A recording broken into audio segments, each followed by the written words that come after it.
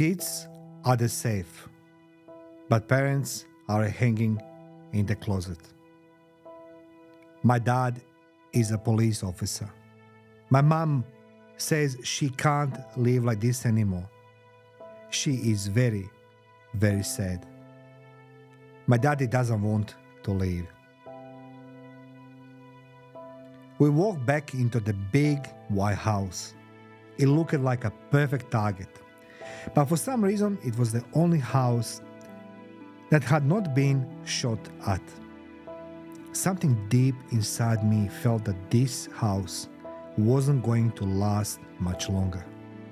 It was only later that we realized it was being used as a marker or lighthouse, if you will, to line ammunition up against us. I walked upstairs into a pristine bedroom with a large bed, white sheets and pillows. I couldn't believe how impeccably clean it was.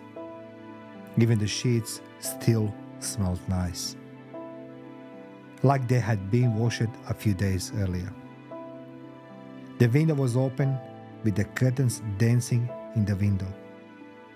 You'd have thought nothing out of the ordinary was going on around the house. I sat on the edge of the bed, wondering if it would be okay to lie down and dirty the clean sheets from my grubby uniform. There was a wardrobe facing the bed and picture of a husband and wife on the bedside table. Where were these people, I thought? Did they know we were in their home making a stand against an army? The picture next to it was of the couple with their 2 daughters. I remember thinking there was a big age difference between the girls. Then my aide came and offered me coffee. We chatted briefly, then I said I wanted to crash and ask him to come and get me in 10 minutes. I looked at myself in the mirror, all covered in black dust, then lay down and fall asleep. I dreamt of making love. It was so beautiful. A few bullets ricocheted off the house and woke me up. The coffee was still warm. So I sat on the edge of the bed and drank, trying to come to my senses, trying to be brave. I told myself, you know why you're here. Be the man. You can do it. I looked down, to my amazement, saw a book and remembered from primary school. The daughter must have brought it in here to show to her parents. It put a smile on my face. They must have left in a hurry. I started reading the stories and noticed the girl had written in the margins of the book, and the memoirs came back to me. Coming to the end of the book, I noticed that a lot of blank pages. School must have stopped due to war, and nothing was written in May and June. On the last page she wrote, "My dad is a police officer. My mom says she can't live like this anymore.